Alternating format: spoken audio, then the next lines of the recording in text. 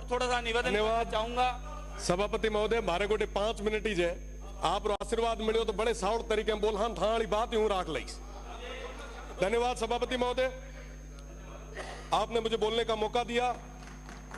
सबसे पहले मैं शिव की जनता का धन्यवाद देना चाहूंगा कि उन्होंने एक अध्यापक के बेटे पे विश्वास जताया और प्रदेश की सबसे बड़ी पंचायत में सबसे युवा सदस्य बनने का मौका दिया।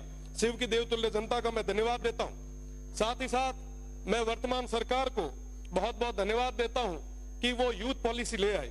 घुमंतुओं और अर्ध घुमंतुओं के लिए पट्टे की व्यवस्था आपने की, जैसा कि पहले मैंने निवेदन किया था, इस सदन में मांग उठाई थी, उस पर काम हुआ, मैं उसकी बधाई देता हूं। साथ ही साथ राइजिंग राजस्थान एक सफल आपका आयोजन रहा, मैं उसकी भी आपको खूब खूब बधाई देता हूं। साथ ही साथ राइजिंग राजस्थान में हम सभी को जाने का मौका मिला, उसके एमओयू के बारे में पढ़ने का मौका मिला। रोज अखबारों में बहुत बड़ी बड़ी बातें उसको लेके लिखी जाती थी। 35 लाख करोड़ के एमओयू हुए, बहुत बढ़िया है, होना चाहिए, स्टेट आगे बढ़ना चाहिए, विकास होना चाहिए, बहुत ज्यादा जरूरी। और जब उसके अंदर देखा कि 35 लाख करोड़ के एमओयूज में और क्या क्या है, तब पता चला कि साहब 28 लाख करोड़ तो हमारे अक्षय ऊर्जा के हैं। बहुत अच्छी चीज है, सब स्टेट में ऊर्जा तो होनी चाहिए।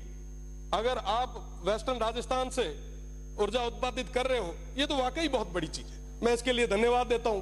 पर साहब इसकी कीमत कौन चुका रहा है? इसकी कीमत आज के समय में वो सीमांत के लोग चुका रहे हैं। उस अक्षय ऊर्जा के नाम पे आप जितनी भी बिजली जनरेट कर रहे हो, आप बताएं कि इस स्टेट को क्या मिल रहा है उसके बदले। पावर ग्रिड से हम आंध्रा को, तेलंगाना को, बाहर देश के अलग अलग राज्यों को बिजली दे रहे हैं। क्या हमारे किसानों को पूरी बिजली आज हम दे पा रहे हैं क्या?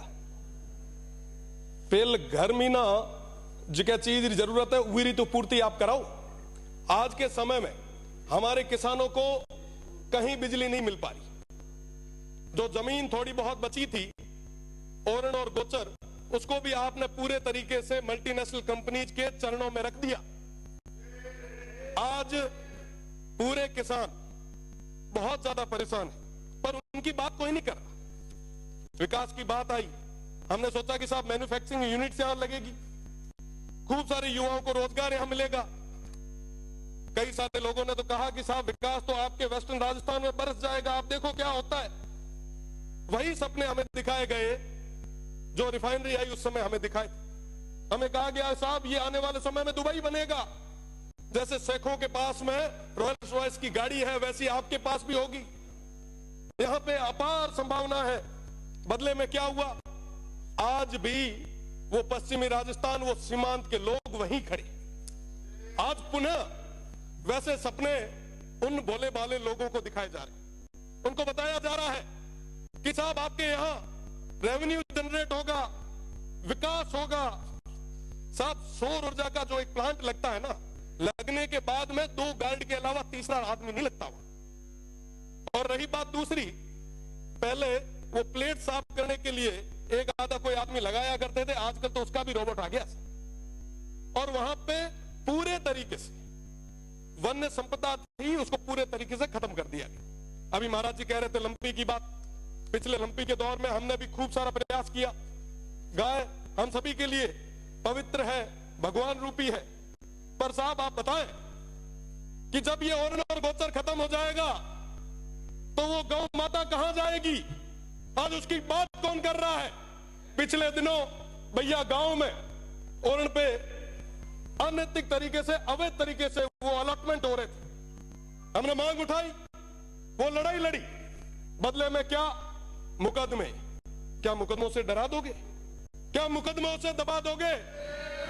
मैं आपको कहना चाहूंगा कि वाकई अगर आप चाहते हो, वाकई अगर आप युवाओं के साथ हो, वाकई आप अगर किसानों के साथ हो, मैं आपसे निवेदन करना चाहूंगा कि आप 70% अनस्किल्ड और सेमी स्किल्ड में प्राइवेट जॉब्स में रिजर्वेशन लाएं और कहें कि साहब जहां पे ये काम हो रहा है वहां के युवाओं को हम वरीयता देंगे। आप लाए? आप नहीं ला पाएंगे। मैं चैलेंज करता हूं, अगर आप ले आ पाए तो आप कहोगे वहां खड़े रहने के लिए हम लोग तैयार हैं। साहब आज इस तरीके से आप ये जो काम कर रहे हैं वाकई बहुत दुखद है। लाखों की संख्या में खेजड़ियां कट रही है। वन्य संपदा खत्म हो रही है। आप याद करो तेजाजी महाराज को, बाबू जी को, हड़बू जी को, अमृता देवी जी को, जम्बेश्वर भगवान को, सब पर्यावरण के लिए उन्होंने क्या क्या नहीं किया, पर आज बदले में क्या हो रहा है? हम एक तरफ एक पेड़ मां के नाम लगा रहे हैं और दूसरे तरफ 100 पेड़ किसके नाम पे काट रहे हैं। जवाब मांगती है ये जनता, स्टेट देख रहा है।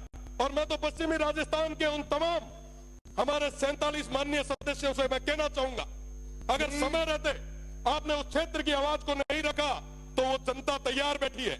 ये 1 साल निकल गया, 4 साल निकल जाएंगे, पता नहीं चलेगा। साहब उन लोगों के लिए, उन सीमांत के लोगों के लिए अगर कुछ भला कर सको तो कर लो, इससे बड़ा कोई मौका नहीं आना है। आप जिस सौर ऊर्जा की बात कर रहे हो, आप जिस विंड की बात कर रहे हो, मैं बताना चाहूंगा वो विंड जहां लगता है आसपास के 500 मीटर उस परिधि में कोई भी इंसान और आने वाली पीढ़ी वो सुन नहीं पाएगी। ये स्थितियां उस क्षेत्र में पैदा होने वाली है। साथ बात करनी होगी। मैं तो निवेदन करूंगा सभापति जी से कि आप नहीं होगा। माननीय सभापति महोदय,